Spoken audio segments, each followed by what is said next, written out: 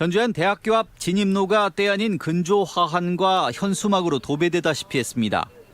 악성 민원에 학교 교육이 무너졌다거나 담임 선생님을 돌려달라는 등의 항의성 내용이 적혀 있습니다. 근조화환들은 이 대학에 근무하고 있는 특정 학부모를 겨냥한 것으로 지난 주말과 휴일 사이 한꺼번에 배달됐습니다. 며칠 전 인터넷 교사 플랫폼에 전북 교사노조위원장의 제안이 있었고 전국 각지의 교사들이 자발적으로 보낸 것들입니다. 교사들의 공적이 된 학부모는 지난해 대법원이 정당한 교육활동으로 판단했던 레드카드 사건의 또 다른 가해자 중 한 사람입니다. 레드카드 교사를 상습 고발해온 이들 학부모들은 함께 자녀를 전학시켰지만 옮긴 학교에서도 악성 민원을 일삼으며 담임을 무려 5번이나 바꾸기도 했습니다. 누군가는 멈춰야 된다고 생각을 했거든요.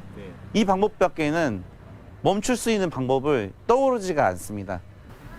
물론 학부모들의 행태가 오죽했으면 교사들이 집단 행동에 나섰을까 하는 의견도 있지만 교사들이 학교가 아닌 학부모 직장에서까지 실력 행사에 나선 것 또한 너무 과하다는 우려의 시각도 존재합니다. 교육자는 미성년자인 학생을 대상으로 교육하는 사람이기 때문에 해결책도 조속히 교육적인 방법으로 모색했으면 합니다. 전북교육청은 해당 학부모에 대해 다음 달 15일 교권보호위원회에서 교권 침해 여부가 판단되면 대리 고발 등 적극적인 법적 대응에 나설 방침입니다. MBC 뉴스 이창익입니다.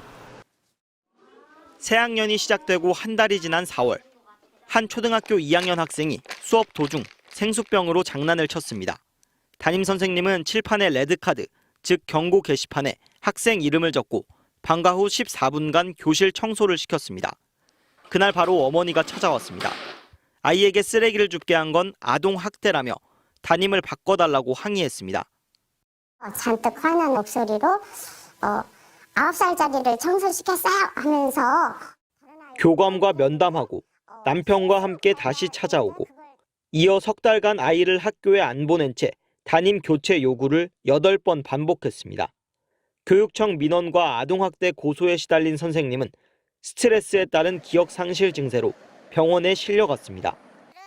교권 침해를 멈추라는 학교 교권보호위원회 통지를 받은 학부모는 이 또한 받아들일 수 없다며 소송을 냈습니다. 대법원이 2년 만에 교권 침해가 맞다고 판결했습니다.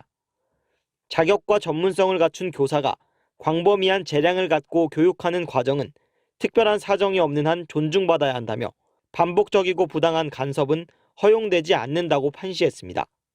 보호자가 의견을 제시할 수는 있지만 교사의 전문성과 교권을 존중하는 방식으로 이뤄져야 한다는 겁니다.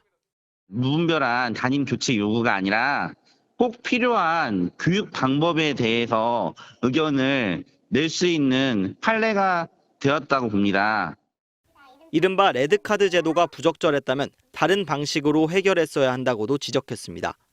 한국교총은 교사들을 괴롭혀온 무차별한 담임 교체 요구 등 악성 민원에 경종을 울린 판결이라며 환영했습니다. MBC 뉴스 김상훈입니다.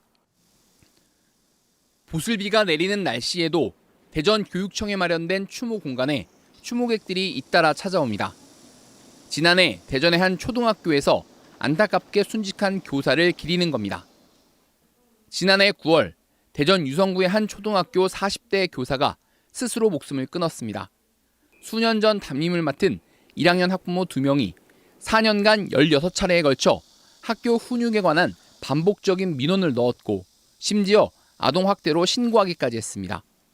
교사는 학교에 도움을 요청했지만 교권보호위원회는 열리지 않았습니다. 교육청이든 학교든 학교의 관리자든 그 누구도 아무도 여기에 대해서 도움을 주는 사람이 없다는 게 너무 이 무슨 시스템이 이런가. 교사의 순직은 인정됐지만 학부모들은 경찰에서 모두 무혐의 처분을 받았습니다.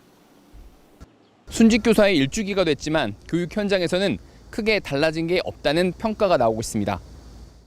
지난해 대전에서 교권 침해로 인정된 사건은 151건, 올해도 상반기에만 80건에 달합니다. 80건 가운데 71건이 학생에 의한 언어폭력, 수업 방해 등인데 특히 요즘에는 딥페이크 등 디지털 성범죄까지 시달리고 있습니다.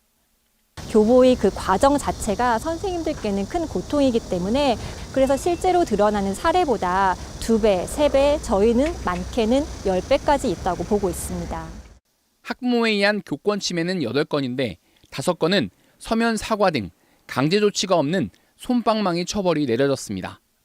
서면 사과 및 재발 방지 서약에 대한 이행을 강제할 별도의 규정이 없어 실효성에 대한 우려가 제기되고 있는 것도 사실입니다.